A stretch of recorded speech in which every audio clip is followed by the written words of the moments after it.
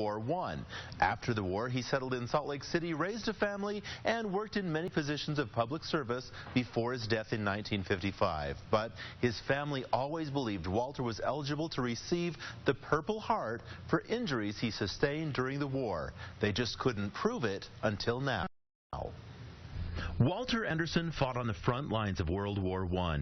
Years later, he would tell his wife and children he was exposed to mustard gas.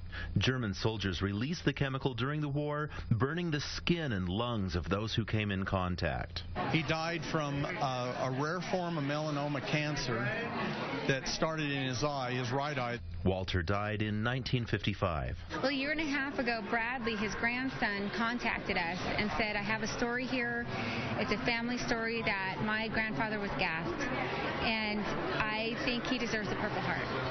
And we read the story and we thought, wow, this is an amazing story, but where's the proof? Where's his medical records? Senator Mike Lee's office began looking into Anderson's claims, but came up empty. And initially they said that the records for Walter had been lost. Then they said that they had been burned. After 9 months of having nothing, we kind of put closure on this thing. But Wendy Johnson, an employee of Senator Lee, wasn't ready to give up. I kept doing the history of the 91st Division, and all of a sudden he became kind of alive to me. After endless requests, by some miracle, somebody in Maine found this. This is the file for Walter. He writes, while in service, I was gassed on or about October 2nd, 1918. In his case, he was moved to a home in France in which he stayed for 6 weeks. The Army Review Board was able to say, we have proof here that he was gassed, and we see from his medical records that these are conditions he dealt with the rest of his life.